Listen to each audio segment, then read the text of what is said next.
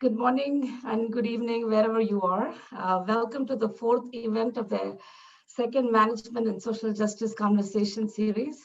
I know I may sound repetitive, but this panel is very close to my heart because I have collaborated pretty much with every member of the panel here except for Akhil.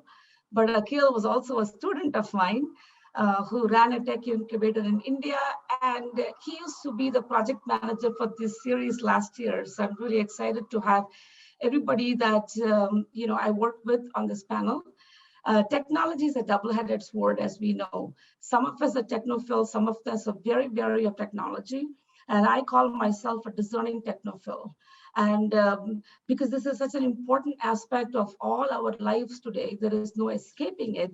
And how do we work with it? How do we make sure that we use it for good is a very important question. And that requires also a kind of a long-range view and a multi-stakeholder approach. I mean, Facebook was wonderful when it came, honestly, I should say that, because I stayed in touch with so many people from different parts of my life and the world. But nobody predicted in 20 years they're going to disrupt democracy as we knew it. And so this is an important topic. And Simi, who's our moderator today, Dr. Simi Joy from IIM Kozhikode, and Joanne Sciilltoe, a panelist today. And the three of us actually scoped out and defined an area of social innovation that is engaged in technology for good. By combining technology innovation and social innovation, we created a space called socio-tech innovation. And we also edited a volume called Socio-Tech Innovation, Harnessing Technology for Social Good, that was published last year by Palgrave. And we have chapters by today's summer panelists today. And this book looked at socio-tech innovation and socio-tech entrepreneurship. And today we want to push the agenda further in this conversation because it is really common to talk about impact in tech, in CSR, and today in DEI also. Impact in terms of social impact and triple bottom line impact, but most of them have a framing of basically a business case orientation. Is this useful to have more females on the board? Is this important or valuable to have a diverse population in our employee pool? And those kind of questions. But today we want to move from impact and business case orientation to justice, which is a normative position. So how do we use technology, or can technology help in moving from social impact to social justice? So I'm really excited to hear from the panel today. And as I mentioned, Dr. Simi Joy is a research fellow at Indian Institute of Management, Kozhikode, which is a preeminent business school in India. And I'm also excited because, as I had mentioned earlier in one of the series, that this year we are co-hosting several events with institutions from across the world. And so we have hosted with Bristol University from UK, and today we are co-hosting this event with Indian Institute of Management, Kozhikode. So I'm really excited, and we're going to be having a series of other co-hosted events coming this year. And so now I invite Professor Sridhar Guda, who's the Dean of Executive Education from Indian Institute of Management, Kozhikode, to say a few words. And I'm really hopeful this partnership will flourish into further projects and academic work between both institutions, faculty, and students. Thank you, Professor Guda, and over to you. Thank you, Dr. Latha. It's a great pleasure to be amongst some of the good scholars who work for not just social good, but also social justice. Indian Institute of Management, Kozhikode, is one of the premier institutions.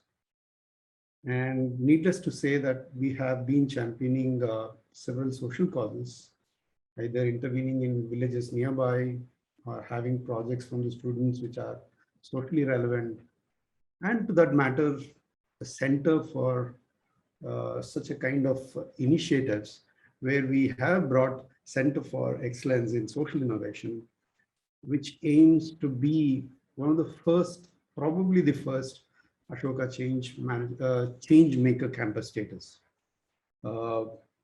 as its vision. Just to elaborate on the topic, I think it's a great topic to my limited understanding, limited exposure to both social causes and also social justice. And especially in the last 2-3 years, COVID has accentuated technology. It's not only just innovation, but also adoption of technology. COVID, as they say that every color has got a gray shade and also a brighter shade. COVID has not only grown the bellies of ours by just sitting and eating, but also has made a lot of us to probably even ponder over what technology can influence and how it can influence us. I'm more interested in seeing how education as such, especially in emerging economies like India, Indonesia, have really got benefited in the last 2 years. Listen to several stories that which I could gather from Northeast, from the northern parts of the country, where technology pooling has happened at village level and education access was done. A simple example, one of my students, he has made Khan Academy material available offline to the students, where the access to such technology is very remote into Bihar. There is a very interesting case on how YouTube videos were offline disseminated into classrooms. There was pooling of students across villages where government schools teachers have themselves sponsored and topped up the mobile networks payments and started delivering their lectures online. Technology has no boundaries as such in the modern day. In a way, it has been reaching a lot. In a way, it has brought in a lot of equity, which may be a sort of a precursor to the justice that which is going to come up. I'm very curious to see so many elite panel members here who will certainly enlighten us in the coming few couple of hours or hour or so. Looking forward to it. And I'm more happy that we have been able to collaborate with the new school. Thank you, Dr. Latha and the team, specifically to Professor Priya and Simi to have curated such kind of wonderful work. All the best.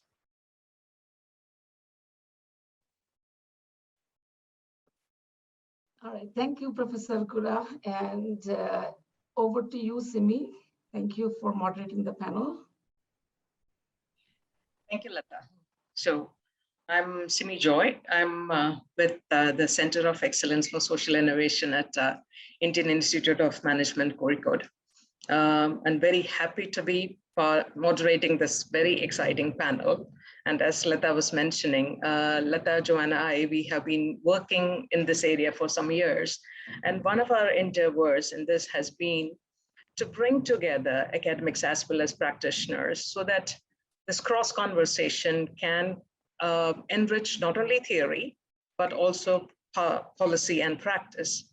And we have organized events before, and this is another one adding to that conversation series. And we hope to continue the conversation as we go along. So one of the things that happened as we were working on this area, yes, we do look at technology as a primary driver for delivering social impact. But at some point, we started thinking, is social impact enough in itself?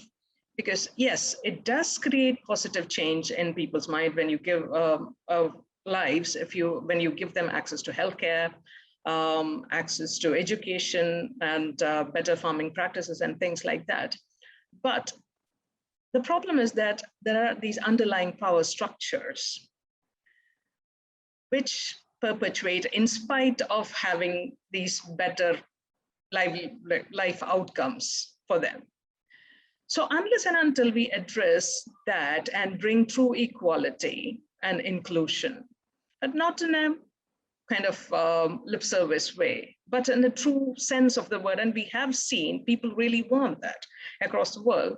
So can we push this agenda a little further and really aim at social justice, pushing the boundaries of impact? We don't know the answer yet, but here we are. And this is an open-ended conversation to see how technology can partner in this conversation.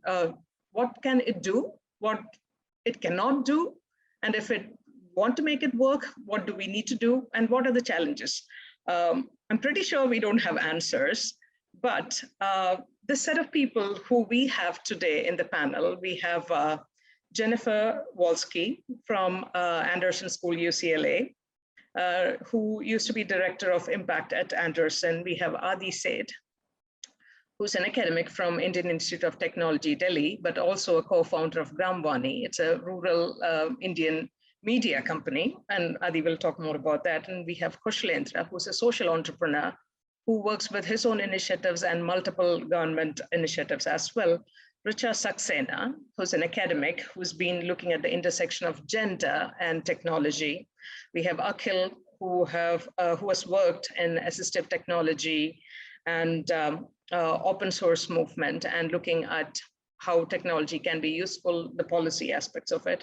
And we have Joanne Sciilltoe, who's been researching technology incubation for a long time and in the context of social impact and social justice at the point. So this is a very exciting panel, and they have researched and looked at different aspects of how technology can help in this process. So together, hopefully, we'll be able to push our thinking slightly further to ask really important questions about technology and its role in facilitating social justice. So I wouldn't take any more of my more time. So just for the proceedings today, we are planning to give about 7 minutes per panelist. They'll introduce themselves, talk about the work they do, and a bit of the learnings they have gathered over the years. And then we'll leave the floor open to questions. So please do post your questions in the Q&A box. And then we'll pool that together and have our discussion. Jennifer Walske first. Hi, good morning, my time, good afternoon and evening. I know that we have people from around the globe. I'm going to go ahead and bring my slides up. So just 1 second.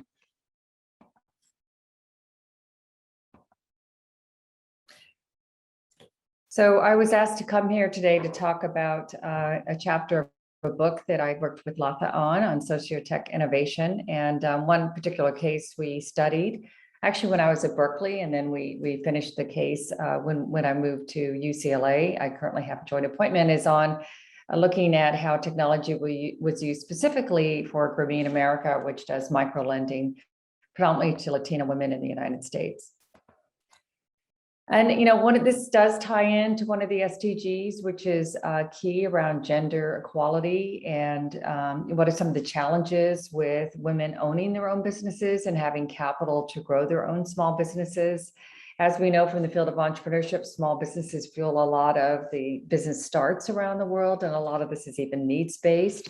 But one of the real issues has been, as identified by the UN, is a lack of access to capital, with only 20% of firms located in the poorest countries having female business owners, in addition to the burden of informal or unpaid work expected of women, making this a real challenge to reach this UN SDG of gender equality.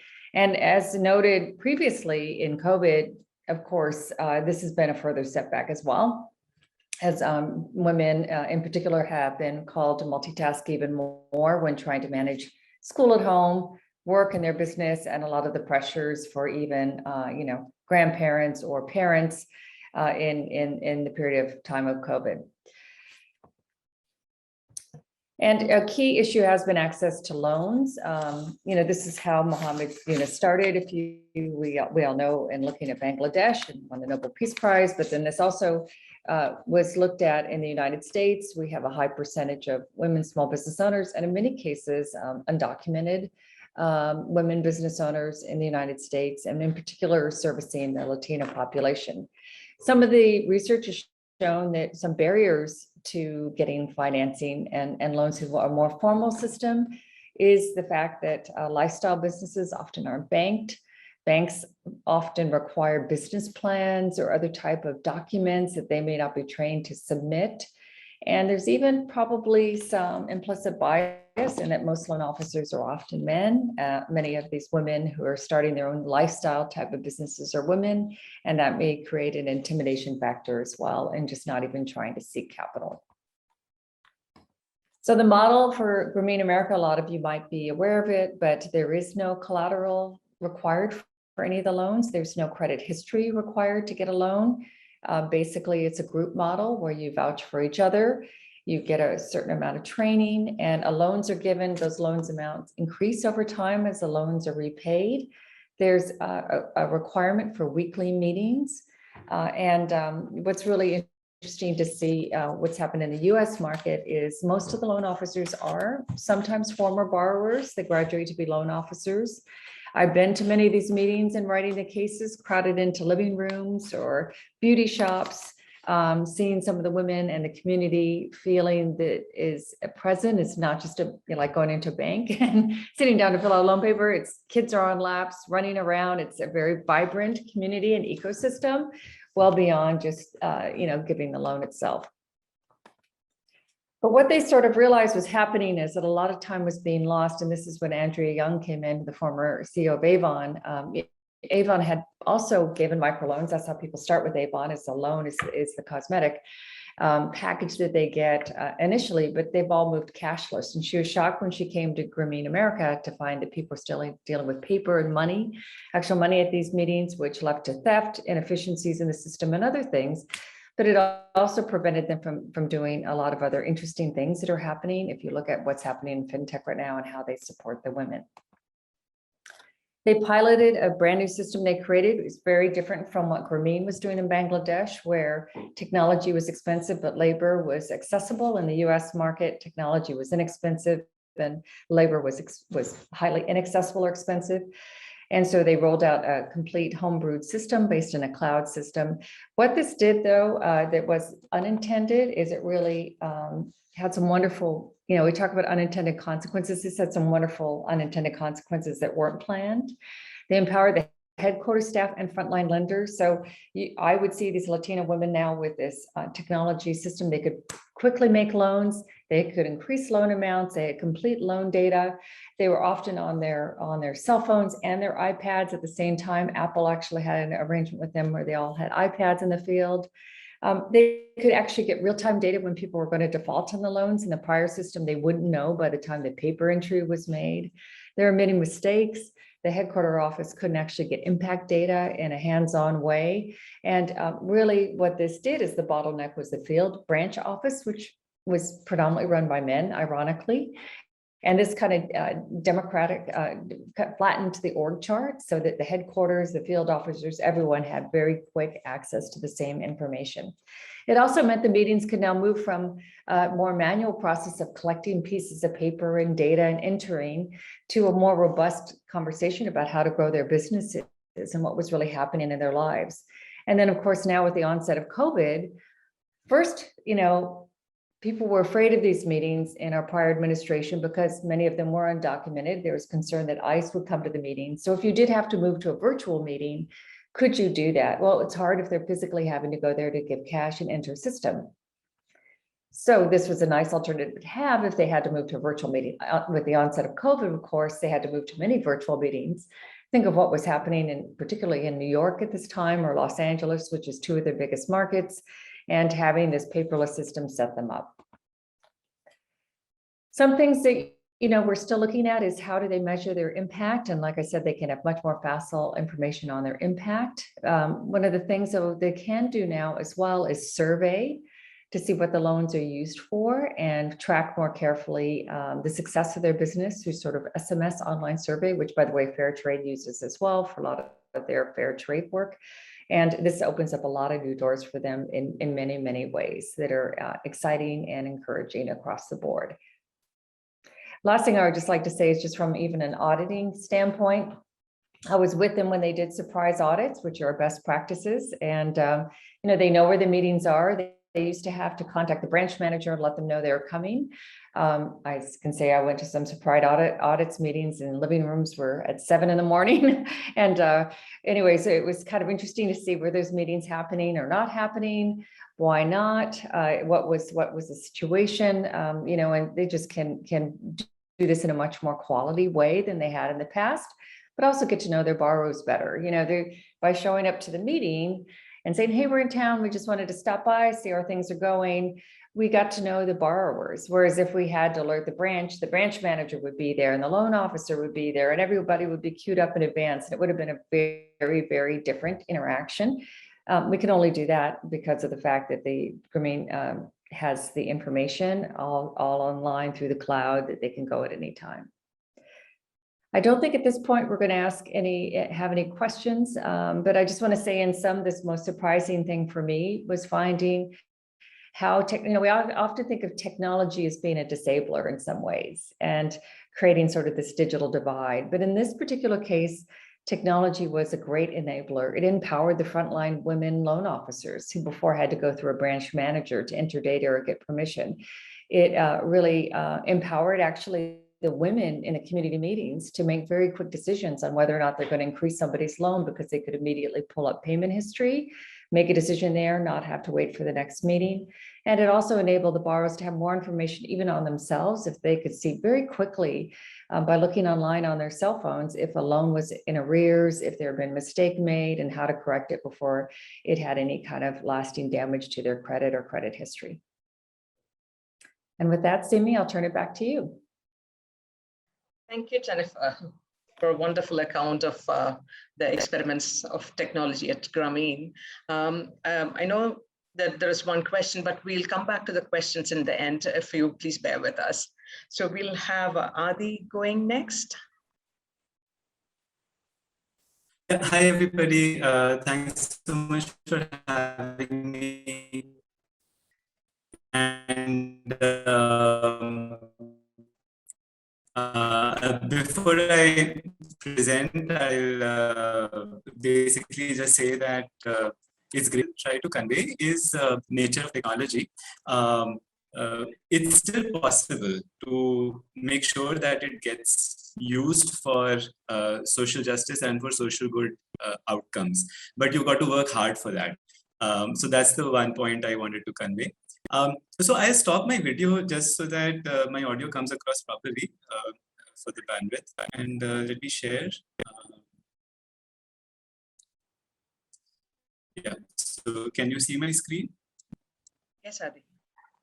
Great, cool. So at Grameen, I'll start with telling a little bit about Grameen. So we work in this area that is called community media.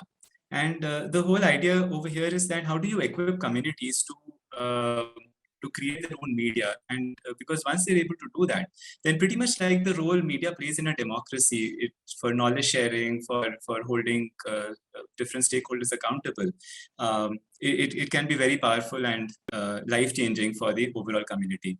And we want to work in rural environments where, as you would understand, there are different challenges that people may not have internet access, literacy may be poor, and therefore you need appropriate mechanisms to bring media services into these environments as well. And it's done in a lot of ways. So community radio, some of you might know, it involves setting up an actual radio station with a transmitter in a local community. And it's meant to be very participatory. So people in the neighborhood, they can come to the station, they can create their own content. So it's about local production and consumption of content. Similarly, several fantastic organizations like video volunteers, they create similarly videos through community participation, and they screen these videos in these kind of village meetings. Khabar Lahariya trains women to write newspapers. So they train women as journalists, and these newspapers are put up on walls of different government offices and the local communities so that more and more people can access. So the idea is that if you're able to do this, then one is that because the content is produced locally, it can be more easily understood by everybody. It's in the local language. You use local references, and therefore any awareness or behavior change messaging that might be required, it can have a much faster effect. Similarly, if there's adequate representation representation in the community media setup, then it means that you're really empowering even marginalized groups, that anything that they say, they know that it's being heard by thousands of people in their community, and that itself is very empowering. You can also hold local stakeholders accountable. These could be local governments, these could be private players in the local community, and you're able to talk about problems you're facing. And because all this is happening on a public platform, it means that there's more pressure on these stakeholders to correct their actions. And lastly, it's also plays a strong role in community building, because it provides a venue for the local communities to express themselves. So in this environment, now this whole space of community radio and everything, as you can imagine, it was facing scalability challenges, because such offline setups for community video can be challenging. With community radio, you need to set up many such stations, which require capital expenditure and a lot of logistic overhead to get around. So at Grameen, we actually started using a technology called IVR, Interactive Voice Response. And all of us use it on a daily basis. So whenever we call into a call center and we get this prompt, it says, press 1 for this, press 2 for this, and so on. That's actually an interactive voice response system. So what we did over here was that people could give a call into a phone number that we set up. It's a unique phone number for different communities. And over this, they can listen to audio content. This content is can be in the form of 1 minute, 2 minute short audio bites.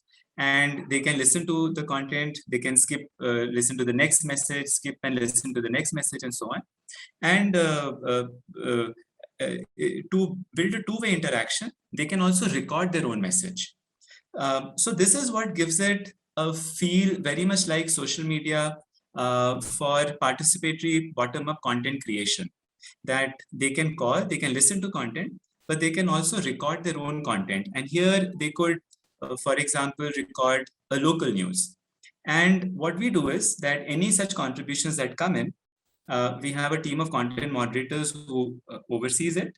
And this content is published back on the IVR so that other callers can listen also to it, right? So, so it becomes a way for people to share local news with each other, comment on the news. So there's a lot of discussion, for example, that happens on local events or even on policy matters. It's also used for question answering. So here people can call and ask questions like on agriculture. And in case we have access to experts, then those experts can provide answers. But otherwise, we publish this question on the platform. And when people, other people listen to it and they might know about it, they can provide an answer to it.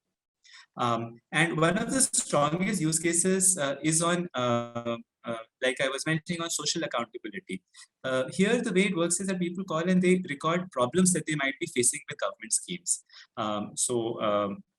So as right, there's the government has many social protection schemes, and sometimes people don't get their entitlements because of corruption issues, because of inaction on part of the local administrators. So people call and they record these problems. And once these are published on the media, then it puts a lot of pressure on these authorities to take prompt action. So, so there are a lot of such use cases. And just as an example, during the COVID lockdown in India, which was a very stringent lockdown, our platforms got used very intensively, where people called and we published awareness information about COVID behavior. So that was one way of them to learn about new things, but also they were calling and asking for help. So people who were without food, migrant workers who were stuck in cities and they did not have transportation options. So they were calling and talking about problems. And we were continuously connecting them with local partners and response organizations who could provide assistance to them. So now all this is excellent, but what I'll talk about quickly is that it wasn't easy to do all this. So first of all, even though IVR sounds like it's a simple mechanism for us, but in the field, even this notion that you're talking to a machine is actually alien for people.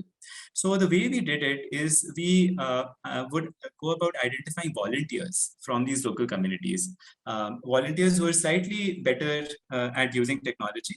And the volunteers would then hold workshops, they would meet people in these communities and tell them about the platform.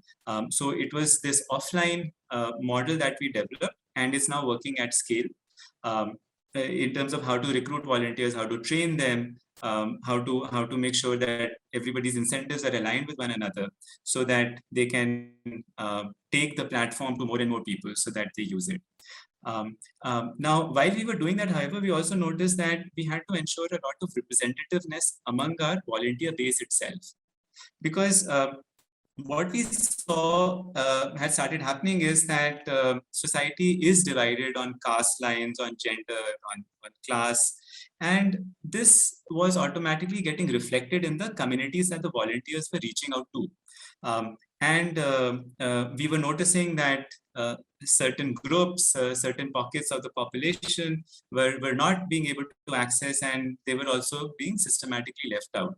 So again, we had to work hard to ensure that now in our volunteer recruitment and selection process, we were ensuring representativeness, and especially on gender. It is hard to bring women onto such technology platforms. Partly because women may not have easy access to phones. Very often the phones are owned by the male member in the household, if there's one phone in the household, and women don't have access to it all the time. But even more than that, because we were using offline ways to reach communities and tell them about the platform, it was hard to reach women. Even recruiting women volunteers was hard because their own mobility and the amount of time they could give to this was difficult. So now we work a lot with women collectives that already exist, and like self-help group networks, including with microfinance organizations also that Jennifer was talking about. So some of these mechanisms are what we had to develop so that existing inequities were not perpetuated by technology. Because otherwise what was happening in the early years of our work, that people who were skilled and quickly able to use technology, they were the ones who were able to do many things with it. But some of the more marginalized groups who actually needed these systems more, they were being excluded. Then another thing, just going deeper into how grievance redressal works on the platform. So we've had many such cases where once news was published about issues on the platform, the government officials started taking action on these things. But it wasn't as simple as that. Because the government officials also we had to first create a respect, build our own credibility in their eyes, so that they don't see us as any fly-by-night operator, or also they don't perceive of us as antagonistic to the government, because that then takes the conversation in a very different direction. So again, our volunteers were instrumental in all this, and we had to very delicately, in the trainings, in building rapport with government officials, we had to manage all of this very sensitively, so that the volunteers, they also gradually built up a rapport with the officials. The officials started respecting them and respecting Mobile Vani as a credible organization, so that when they would hear of these issues being reported on the platform, then they would respond positively to it. So again, this was telling us that it wasn't just as easy as building a technology platform and then assuming that it will lead to fantastic things happening around us. But it required a lot of careful steering of the technology, a lot of careful management of the processes around the technology, so that it could deliver the kind of social impact goals that we had in mind. One last point I'll bring up also is that now this is a continuous juggling act that we've been doing for many years now, of balancing priorities of different stakeholders who ultimately fund much of this work.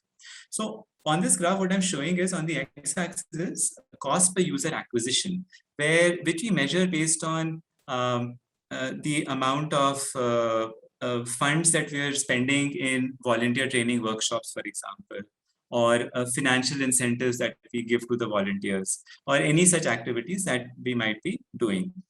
And on the y-axis, we have that how many such community networks were we able to set up in this cost per user acquisition. So what we see over here is that a lot of these communities, which were primarily used by young men, which is sort of low-hanging fruit, the cost of user acquisition was very low, which means that with very little work in the community, we were able to rapidly build up a large user base, and which is exactly what investors want. Yeah. So, so if we talk about impact investors, equity investors, they would typically look at metrics like growth in terms of number of users, cost per user acquisition, revenue per user, and so on. And this is really the demography, therefore, that would appear attractive to them. But some of the more expensive, where it is harder to acquire users, this is where, but this is these are the users who actually need more support, who are farmers or who are dependent a lot on government schemes.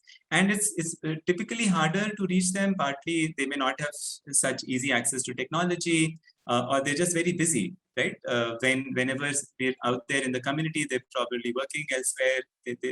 Many of them are also migrant workers. So again, it's difficult to build that kind of a relationship with them. And so I was mentioning about women, and some of the most expensive of these communities that we've been working with are those where we're focused on women users. And here, for the reasons that I mentioned. So, right, and some of these are probably places where donors are a better fit.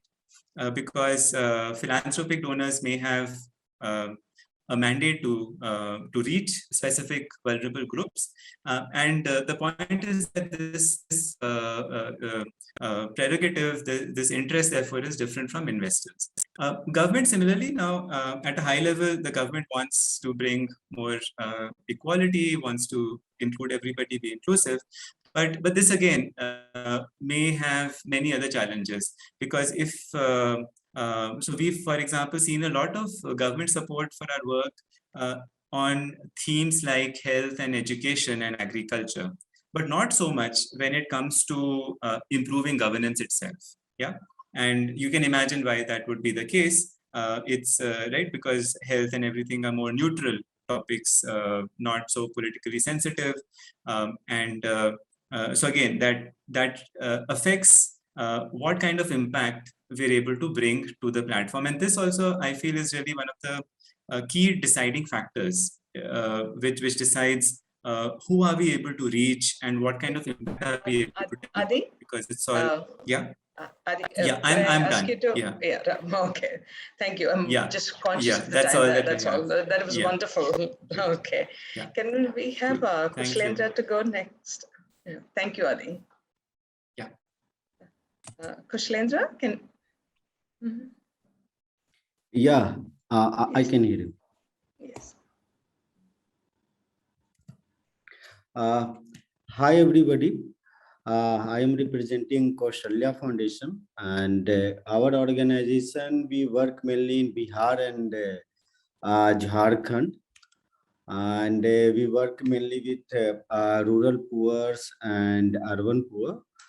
And most of our works are in thematic areas of agriculture, livelihood, and education and humanitarian action.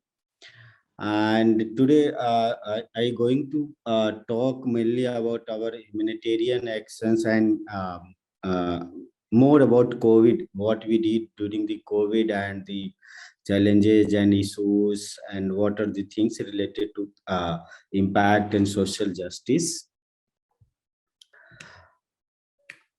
Like when the COVID and COVID necessitated lockdown, when it was announced in last year, I think March 2020, And then we realized, and then we found we started receiving several panicked calls from our rural beneficiaries, farmers, migrant laborers, and all.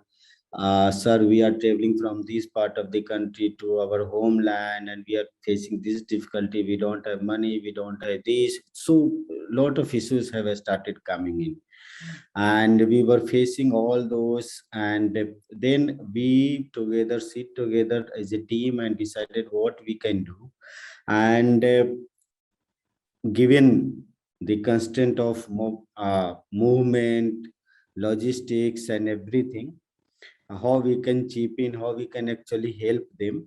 It's good, okay, we can arrange some transport for them, but more than that, there was more fear, and there was widespread hunger amongst vulnerable groups. Although it looks like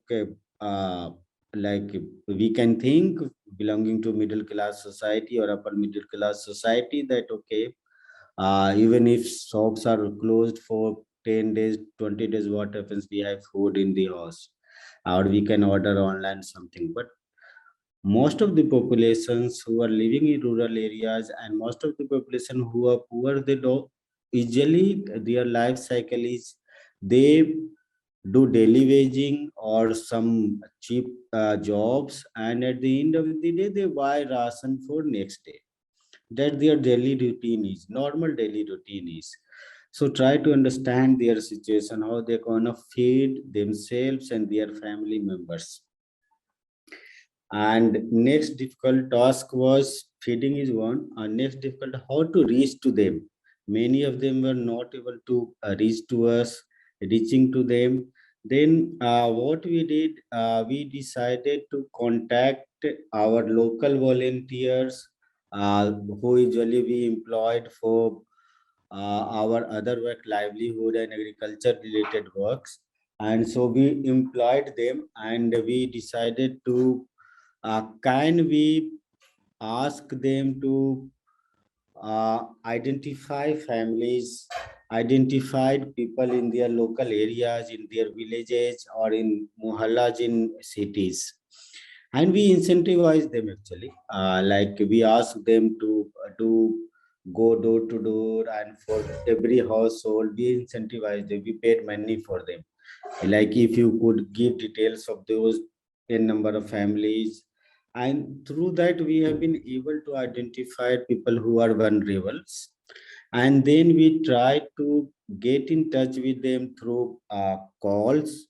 Our teams make like lots of calls during last 2 years only to those vulnerable people through SMS. And then we started communicating with them, and then we started dispatching food material to their households. And during last 2 years, we also came up with LGBT community. And then we realized, then we found them like they are the worst affected. One of the worst affected community because of COVID and COVID initiated lockdown. Because there are a lot of taboos in these societies, and they were the one they do not have any access to government government food distribution system that we call PDS in India, public distribution system of food. They did not have access to that, and they were afraid to, even some of them who had the ration card and all, they were access to go and take the ration card because they already having other issues, and they were very apprehensive. And that was the most challenging task, how to reach them, how to provide them the food. And then we started creating volunteers among the community of LGBTQ, and provided them the training through whatever we actually identified some of who are well off, some of who are well versed with the mobiles, and then we provided them the trainings, and then we started distributing foods to them, and still most of them are still getting foods from our organization. Still situation have not improved for them. And one more thing that we started, uh, uh, like Sridhar has talked in opening remarks about the schools and educations. What we realized, and we received a huge number of calls from the community, like our children's schools are closer, our children are sitting idle, and we are saying they don't have any work, and we are saying they're gonna not be good at education at all, and if they develop the habit of not reading, not studying, then it will be very difficult for us to bringing them back to the schools. And that's where we innovated something we call bunyadi schools, basic schools. It is on still where we ask people to donate for a small 32-inch LED screens, LED TV screens. And we, our centralized team, we downloaded the study material, and our volunteers went to those Bunyadi schools and uploaded those materials on those LED TVs. And then we trained local people who could teach, and we on every block level we have identified and recruited volunteers who could regularly monitor, going there and regularly monitors. But the most difficult task was, since lockdown was there and COVID protocol was there, getting children in a group, still it was a difficult task. But yes, we have been able to do that. I would like to talk more about one more thing. When we Kaushlendra? talk about Kaushlendra, technology, can I, what? we are a little short on time. So if you Okay. can do it now, very Yes. concisely, otherwise we Yeah, can yeah. keep it for the discussion later. Okay, yeah, Very concisely, yeah. last thing. Uh, Technology availability is just, I think it's a one part. Other part is our population, most of the population, are they ready to comprehend the technology as well? Because I think a lot of investment, a lot of awareness work needs to be done on that also. Like the basic SMS, our survey says almost 60 to 70% rural women are not able to understand those SMSs. So those, I think through this talk, we also give a lot of emphasis on not only technology availability, but also how we can improve the comprehensibility of our population. Thanks a lot. Thank you so much, Kaushlendra. We'll move on to Richa. Yeah, thanks, Simi. So I would try to keep it short. So yeah, so Kaushlendra is already here, and he's the he's the founder of the organization for which we have done this case study about the Kaushalya Foundation, and we have given this case about the Farmers Producer Organization, which is the FPO.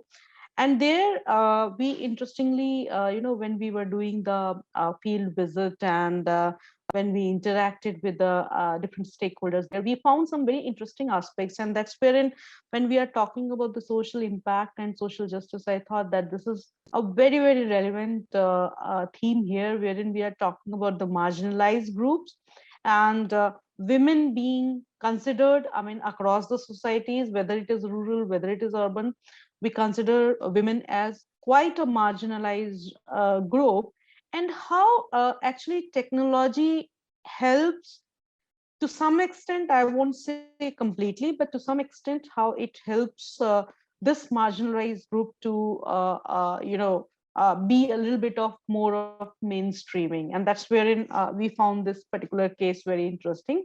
So I'll just give you a brief context. As Kaushlendra has already mentioned about the Kaushalya Foundation, this operates primarily in Bihar and also in Jharkhand. Now, this particular project about this farmers producers organization, that was actually kept in mind, for those farmers, those groups of people who were coming from very, very, backward and, marginal type of locations, even within the state of Bihar. So we talk about the districts like say Nawada or other such places wherein the access is not that high. And what was the objective with which this particular initiative was actually established? That there were two aspects to it. One was to remove the inefficiencies, and the specific focus was on the value chain for pulses. And I'll be coming in the next slide and I'll be telling you why pulses, because it is a specific reason why pulses were chosen as the produce. And so the first focus was that how the production and productivity can be enhanced for these pulse crops, and then two, how that can be brought into the market. So how do you build the market linkages? And for that, this FPO, which was a mixed gender community groups which were created, but the way it has been developed and the way it has been implemented, it was seen that the participation of women in those FPOs as direct beneficiary was quite higher. And in this whole process, technology has actually worked as an enabler.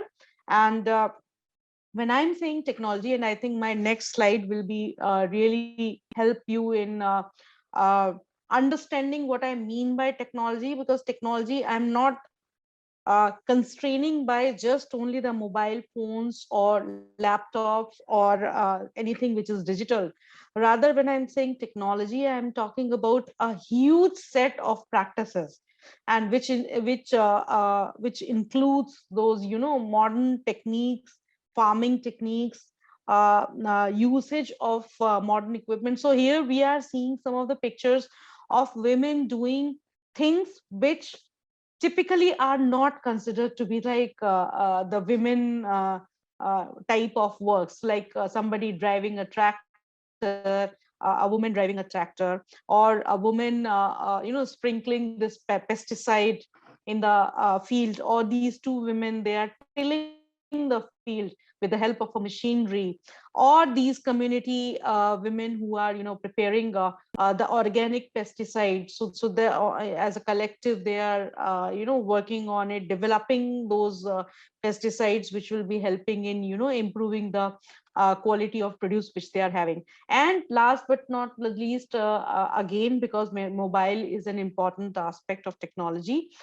so how the there is something called FPO Connect, by which they are making good use of the technology like mobile in terms of dissemination of the information about the weather, about the crops, about the market rates, and so on and so forth. So here technology is not limited to only the digital technologies, but it's a very vast and broad term which has been used, right? And that is wherein we could see that some of the stereotypes, some of the glass ceilings which we call in our management research, they were actually broken in that rural type of a setup. And the numbers are also telling you that the direct beneficiaries, women as direct beneficiaries, were higher than men. And there is a specific reason for that I'll be telling you when I'll be giving you a better idea about the context. And the produce, which was the pulses here.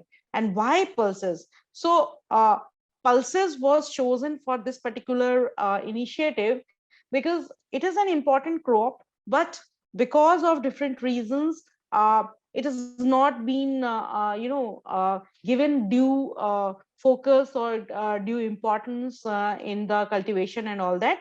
Reason being, one of the important reason is that the time when the pulses are sown in the fields, that is the time when most of the active men of the villages, they go outside of those villages to other places as migrant workers. And who remains in the villages mostly are the women or the old age and too young male members. And that is wherein this is the time period when the pulses crops are being sown, and primarily they are taken care of by the women of the households. And that's where in in some other literature, sometimes this pulses cultivation is also called as the women's crop. Why? Because majority of the things are being taken care of by women.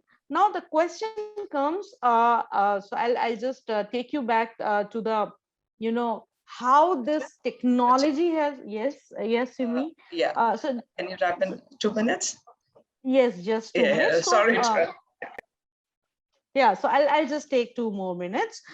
So as Akhil has mentioned, or Kaushlendra has also mentioned, that technology, particularly when we are talking about the rural sector, that has that has too many barriers, particularly for women in that.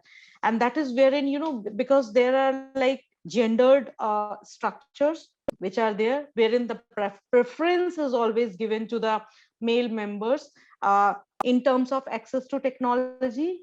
Second, because as Kaushlendra has mentioned, the illiteracy, that becomes one of the major barriers, because even though they have the technology, they don't have the know-how, that how do we access it, how do we interpret it, and so on and so forth. So there were a lot of challenges which were kind of posed in front of these women. And just on the basis of that, I have tried to concretize some of the dimensions. That first level, how technology can be used as an enabler for particularly the inclusion of the marginalized group like women. So first level, development of appropriate technology. Like for example, the tools which are being used, considering that they are going to be used by women, they're designed in a way that they're lightweight. They can be handled by women. So appropriate technology needs to be developed as the first step. Second step is that how do you make that technology available and accessible to the specific population, say for example marginalized group like women. So that becomes the second. So deployment, that becomes another key step. And I think majority of our interventions, they do good in terms of development and deployment, but where they fail most of the times in dissemination. Why? Because you have created a technology, you have given access to them, but they don't know what to do with that technology, and that is wherein they are lost. So awareness and knowledge of that particular technology, so capacity building about that, and also about giving a particular ecosystem wherein if they're stuck, Kaushlendra, I think, mentioned about comprehension of that technology, and he was mentioning about that bunyadi shiksha. I think that's wherein the beauty of all these interventions lies, that okay, if you have that technology, how do you ensure that the users are going to be able to actively using that technology? Otherwise it's just a waste. So that is wherein this whole FPO case, and the way the women were actually they were given this opportunity to use that technology for better inclusion. I think that was a really good project, and really, for us as researchers, it was like an eye-opener kind of a thing, and we really loved doing that. So in very short, I have explained all that initiative. So thanks, Simi. Yeah, thank you so much, Richa. Akhil, can we have? Yeah, sure. Let me share my screen. Oops. Yeah. So my presentation is actually my story of moving from trying to make social impacts to realizing that I was actually part of providing socially just solutions. It was in my final year when I actually first met her, Sarasu Thomas, through our nonprofit Sciilltoe, where we were spending an evening at a share home, Before I met her, she had already like published 2 books, gave a bunch of interviews, and performed in theaters. So that evening, she was actually reciting a poem, which I don't know if it was hers right now. So years passed, and I was part of an assistive technology research team at International Center for Free and Open Source Software, ICFOS. It was a new vertical at the center, and we planned on, enabling people with more than like 90% disability, like people with extreme disabilities, with capability of information communication technology, like how they can use mobile phones like laptops, or like how they can communicate with other people digitally. And we decided to have a very human centered approach to it, so that like we wanted our research to at least solve the problem of one person. So Sciilltoe was of course the first name that came to my mind. But the time I reached her, she was about on the verge of quitting her writing, because every time she had to lie down to write using pen and paper, she had lung issues and her health was getting bad. And someone has gifted her a ThinkPad, but she was struggling with it when we were talking to her, trying to navigate the screen through the little red button at the center, because she couldn't use the keyboard, because she only had like very limited movements, precisely 3 fingers, arm to some extent, and neck very slightly. So from that point, 6 months has passed, and based on her usability factors, we designed Kerala's first ergonomic mouse, which you can see here. And she could use it pretty much well, and the design was in such a way that when someone goes through the process of designing an ergonomic mouse, it can have various customizations to make it based on any person's requirement. In parallel, we also had some partnership with the University of Austria in developing a flip mouse, which so this is a repo where you can find all the information if you're a tech guy and you want, a tech person, you want to like take it out. So this is a flip mouse, and this was funded by the Ministry of Social Justice, Government of India, and this primarily reduced the cost to 93% compared to the then market computers. So so my 3 insights, that was the story, and my 3 insights are like why it is important to include free software in these conversations, because free software, libre, Swadandra software, creates the fundamental opportunity in customizing or making it adaptable or making it last forever and affordable in case of assistive technology, because most of the proprietary solutions out there lacks these things. Also, when it comes to government, they should be using the kind of technology which is transparent, which has privacy built into it, and which can be used to build trust among the people. So free software should be a go-go. And why public sector agencies should invest in these spaces of disability or problems which the larger market won't solve. There is a natural alignment to be accountable to the public, but from my experience, I think the leadership and the larger political will matters in these orientations. And however, these at large, the public agencies should and have to create infrastructures where these conversations can happen, and they can inspire future technologists and social scientists in such a way that they demand social justice, and they provide it through these means. So I believe public agencies should govern by example, and they should shape the narratives at large. So the last piece is like moving from Kerala to New York. So the current administration in the city governance in New York came through the conversation on social justice and equity at large. The political will highlights the need to respond to racially unjust policies targeted towards Black and Latino communities.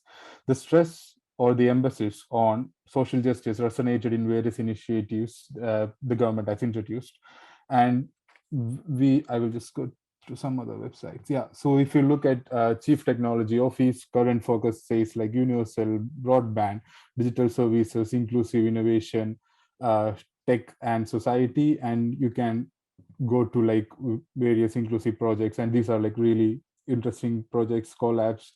And also, if you look at other city agencies, EDC has done something called Urban Tech. Yeah, so Urban Tech initiatives which supports founders and on like in different from different backgrounds. And yeah, I think that's all. And I have two closing comments or like something which I want to say because I have a platform. One is inclusion without conversation on disability is not inclusion, and disability is socially built. Anyone can experience it anytime. For example, a mom having to carry her child down the stairs with the stroller, or an elderly waiting below the stairs so that someone can lift his or her walkers up to the stairs, are all caused by inaccessible spaces. And as Aadi mentioned, like the same happens in digital spaces when we design it for our normalcy, and it's prominent and transferred completely to digital spaces. And the second remark is like being part of giving back hope to a very motivated writer, enabling a palliative care technology enthusiast share his last words to his partner before he passed away, and seeing the astonishment of a young cerebral palsy kid who is a poet wanting to learn technology so that he can express more. I think we can, like when we create systems or when we do stuffs early in all these scenarios, even for a bit more, that is social justice for me. Thank you, Simi. And thank you, Latha. Thank you, Akhil, for those wonderful insights and the last thoughts. Joanne, we come to you finally. Yes, hey, good morning. It's still morning in California. I'll try not to be too long. My name is Joanne Sciilltoe. I'm the inaugural Paul Jennings Chair in Entrepreneurship and a professor of management at California State University, Northridge. I'm an academic, I'm a researcher, not a practitioner, and I've been working with Simi and Latha, like she said, carving out this space. Social justice is kind of a new spin. We started off looking at social impact of these ventures and realized that social justice is actually happening, partly as their business models, partly as their outcomes. And it's definitely something we want to look at, because is social impact just enough? But are we doing things that create equity and inclusion as well along the way? My expertise is in technology innovation management and technology entrepreneurship, and working with this research team, that's what I'm bringing to the table. My argument has been much of the social innovation literature has not deeply looked at the innovation processes and the technological innovation processes. So that's kind of what I'm bringing to the table. And what we're recognizing, looking broadly at these ventures, is that we can't quite run them in the way and our past practices of social ventures. It's different because they have a technology core for these socio-tech ventures, but also we can't quite run them and operate them as tech ventures because of the social piece. There's always this tension between the social good, social impact that they're trying to create, and also developing and executing with this technology within the firm. So this opens up a whole bunch of questions on how to develop these firms properly. And like Latha and Simi said, we have more questions than answers at this. We're seeing things in regard to institutional shifts that need to be made, from property rights to more commons logic, mission drift, founder team, complexities of the innovation, adoption versus generation of the innovation within the firms. And just to give you a quick overview of some of the research projects I'm actively involved in, one of them was looking at the adoption process of technological innovations, which is coming from that literature, but putting it in the framework of a socio-tech venture. How are they doing that and managing the social process as well? I have some active research going on looking at socio-tech founding teams and seeing how they're funding these ventures, which is a challenge with investors. And as Jennifer was saying, we're seeing sometimes lifestyle businesses with women funded by debt. What we're seeing these socio-tech ventures are, well, as long as they have one woman on the founding team, they're more likely to take on debt than get equity inclusion. So when we saw this happening with tech ventures, it's happening with socio-tech ventures, and it's a worldwide phenomenon because we have data from across the world. Also looking at accelerators and incubators, and we're recognizing that when women are not getting the benefits that the men are getting in the accelerators and incubators that are focusing on those socio-tech ventures too. So we have a lot of things going on. And when we talk about women, we're talking about that equity and inclusion and social justice. So putting that in there is really important too. And another piece of my research is looking at interdisciplinary research processes as the generation of technologies. And as Richa said, I take a very broad perspective. It's not just IT, IS, digital technologies, but agriculture, health, engineering, all sorts of ways that we can look at technology. So once again, I'm bringing the technology innovation perspective to the conversation. It's really nice to be here. Thank you. Thank you, Joanne, for that, bringing it all around. Now, I'm just stumped by the enormity and the complexity of what we are trying to deal with. And I should have been really stupid to think that we could have a conversation about this in 1.5 hours. So what the panelists brought together, different kinds of technologies, so a lot of IT, but a lot of non-IT too, and in different kinds of sectors. So be it finance, be it farming or media, assistive technology, all of it. And the issue of marginality, because sometimes when we look at people in these beneficiary communities, we don't really differentiate one beneficiary from the other, but recognizing in these conversations that there are gradations in accessing them. And more importantly, it's more difficult to access the one who needs it the most. The cost involved, who will fund that?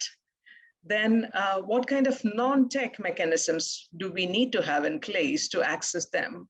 So this is just huge, complex issues and needs to be a lot nuanced, because Jennifer was talking about as a model that worked in Bangladesh. But when it came to the US, the contextual factors changed a lot.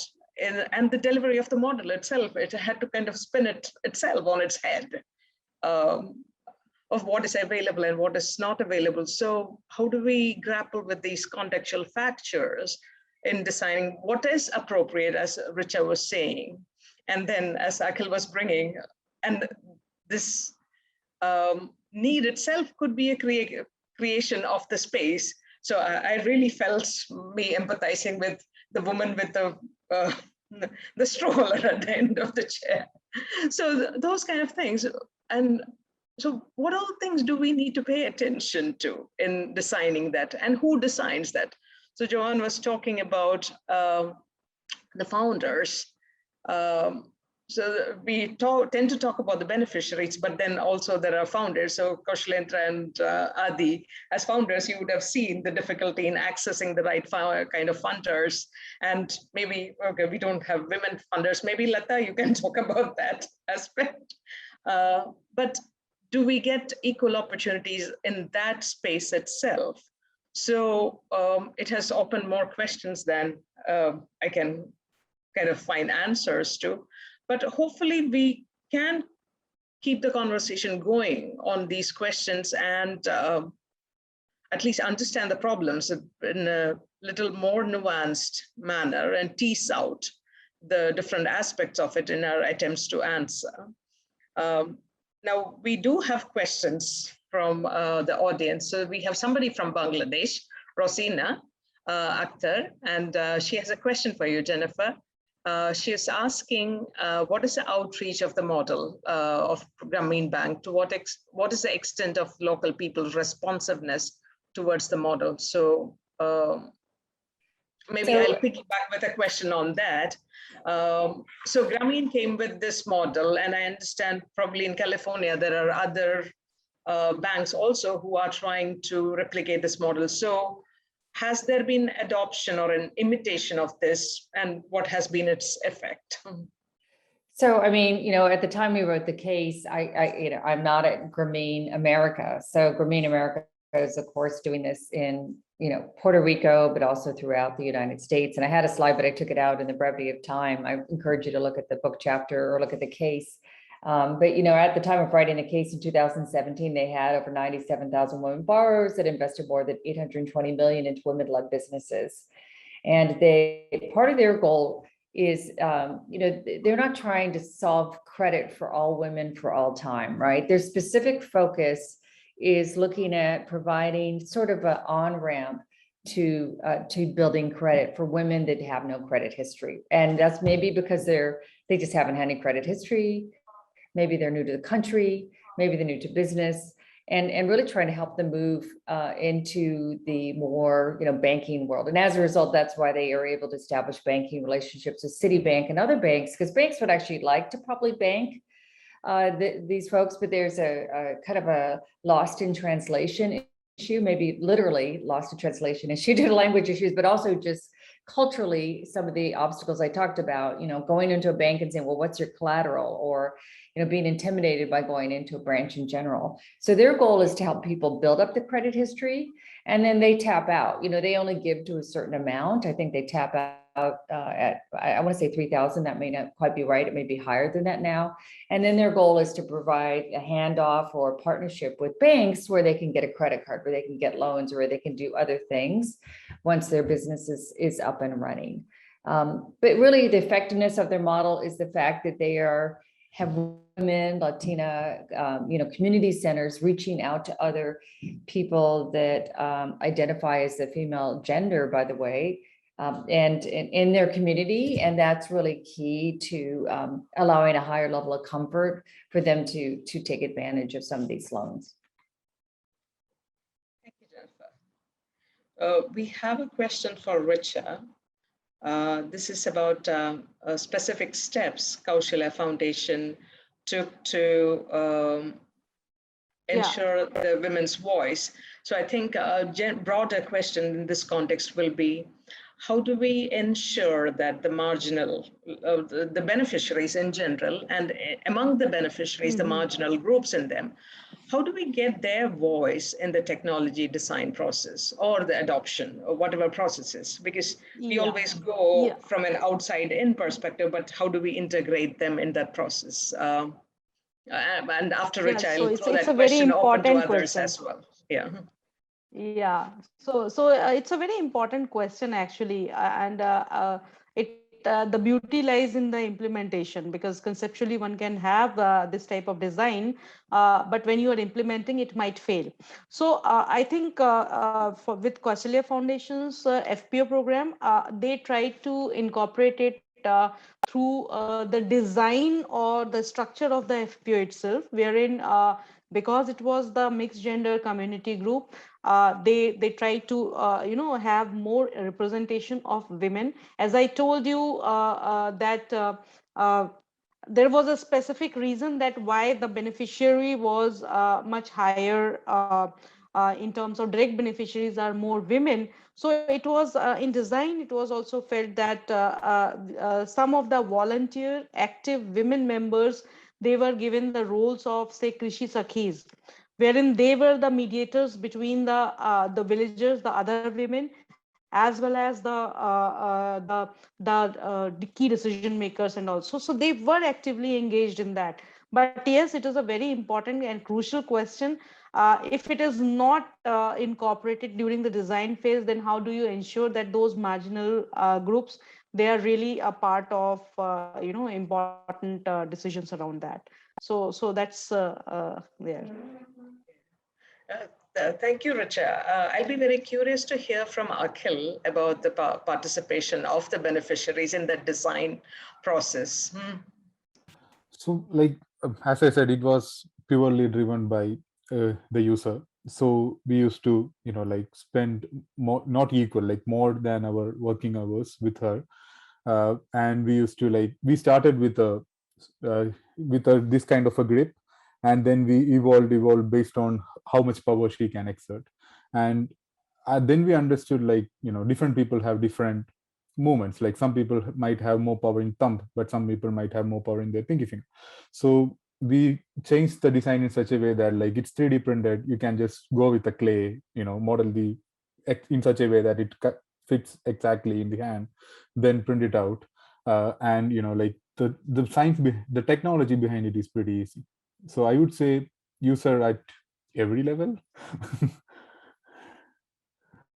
So that throws a question for you, Joanne, because if you customize it to that level, I don't know to what extent it becomes economical to produce that. So in a typical incubator or accelerator kind of setting, what will the designer or the founder will be advised to? Because the more customized it is, the better for the beneficiary. But then where do we strike the balance and how do we decide that? And what are the pushes and pulls there?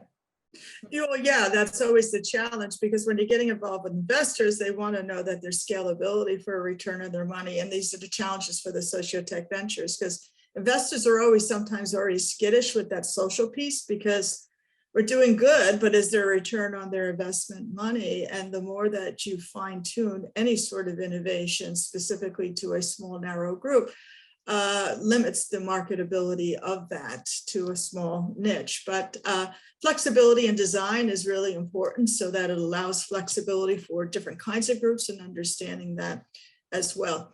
And going back to some of the early conversations as far as the designing process, and what kind of Richa was mentioning too, is that I think networks are really important. When we're talking about social innovation, networks and this open innovation process is more important than probably in more traditional ventures.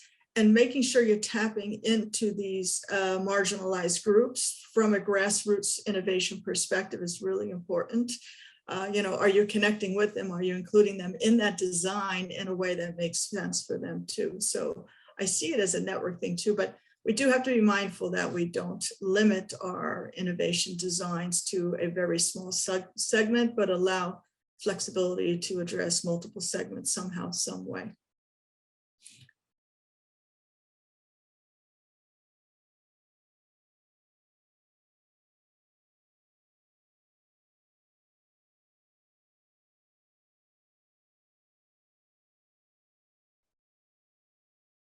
Simi, I think you're muted.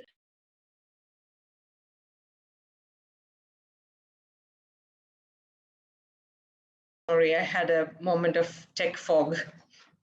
Sorry. Okay. We have another question regarding, it was about Kaushlendra Foundation. So maybe I'll direct it to Kaushlendra because you have done this. So the question is, how does Kaushlendra use technology to help the marginalized communities? How do you educate them about the use of technology for their social and economic betterment? Probably I'll refine that question slightly, because you work with different community groups, and how do you decide which is the most appropriate method for each group? Because I would imagine you have to tailor that quite a lot. So what's your heuristics for that? Our primarily work, especially I think it's question related to our agriculture and livelihood related work, where we have a design in place where we first do like extensive baseline study for every villages. Not only baseline study, we also do something called rural immersion program, and where we have women and everybody, where we first try to judge their level of understanding of anything. And then on the basis of that, we then develop our own material, training materials and all. And then we start hiring and identifying and hiring volunteers at those levels. It's not that somebody sitting in our head office going and training them. What we do, we identify those volunteers, better farmers or better women who could understand, we can identify. Then we first train them providing residential training, all kind of trainings with, and equipping them with all these, enabling them with all the latest stuffs. And actually we provide the technology. Like if we are saying, okay, if somebody wants to be trained at zero tillage machines, if we want women to use zero till machines, actually we go and we have zero till machines in the village itself. And then our farmers who are better trained at those, like we at residential training, then they go about those things. I think Richa ma'am also talked about the Kirsi Sakhis. Kirsi Sakhis are those volunteers. They play a very, very greater role in disseminating this technology and making people using it. Most important things, it's not something like if something has worked in this block or this district is going to work in other districts. It's very localized things actually, you have to have content, you have to have those training stuffs in localized manner. You cannot have something which works in Nalanda district and going to work in Nevada or Champaran districts. Yeah, these are different districts. Okay, thank you, Kaushlendra. So maybe I'll extend that question to Aadi. Maybe that will be my last question there. So Aadi, you also do quite a lot of trainings, and especially using the media. So it's a different thing when it is farming. They're familiar with the activity, but running a community radio, that might not be a familiar thing, and asking women to be running that. So what kind of opposition do you face from the community? Because you are asking the woman to put her voice out, which I would imagine in a patriarchal community, not very acceptable. So how do you face that, or what do you do?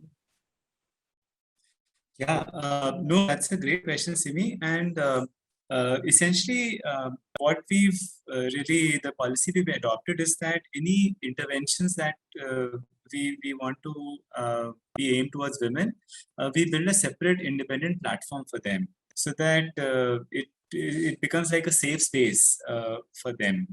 So of course, anybody can access the platform in the sense that it's a commonly known phone number. So men can also call and they can listen to what's happening. But keeping it focused to women gives them that sense of solidarity and gives them that sense of confidence that we can share what we feel. And they're also able to listen to experiences of other women. So that also gives them that confidence. Yeah, so that's something very important. And very much like Krishi Sakhi's, we also have a volunteer-based model like I was talking about. So same with building these community platforms for women, we identify women volunteers themselves and who come from the same community. So they become really the instrumental change makers. And we've seen changes happening in them as well, because when they go and meet more women and they tell them about the platforms and how they can use it, they themselves also feel more empowered, and they've gone beyond their involvement with the platform.